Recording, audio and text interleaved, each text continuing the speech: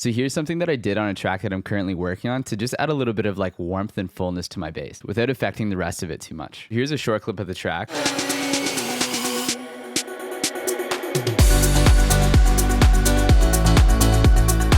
I feel like it just needed a little bit more warmth. So the type of vibe that I was going for, I heard in a track by Shipwreck called Peace of Mind, and this is a short clip of that track.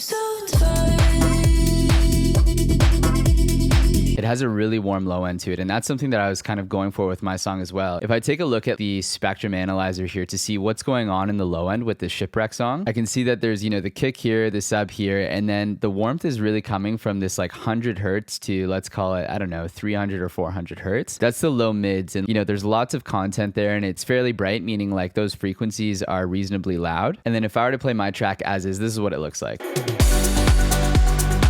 Right, so the kicks here, the subs here, it looks like those levels are reasonably close, but if I look between the 100 hertz to 300 hertz range, there's a lot less going on in my track, and that's probably why it's not feeling as warm or as full as the Shipwreck reference. So you have a couple of options here. You can just grab an EQ and like raise up those frequencies in that area, but what I think would be a better solution here is to actually like generate some more harmonic content or like saturation to fill in this area. What I used in this case was the FABFILTER Saturn, and the thing that I like about this saturator is that you can actually pick the frequencies that you want to add distortion and warmth to and exclude other frequencies. So in this case, I'm only interested in really adding distortion to that low mid section around 100 hertz, maybe up to 300 or 400. So I've created this band here and I've added just some warm tape saturation. I've boosted it maybe a decibel or so, and I've deactivated these two other bands that were created, right? So I just toggled this power button off. That means the FABFILTER Saturn is only saturating these frequencies right here. So we can hear the difference, but let's also take a look at the difference before.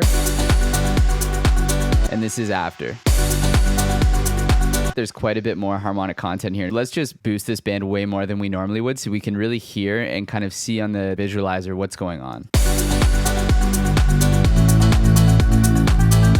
It's really heavily saturating now. I can move this band up and down and adjust this dry mix knob to taste just until it starts to feel and sound really full and have that kind of warmth that I'm looking for. In this case, I landed on just under a decibel and I mixed it at about 70%. So I could probably even go a little bit further. So let's just AV it one last time.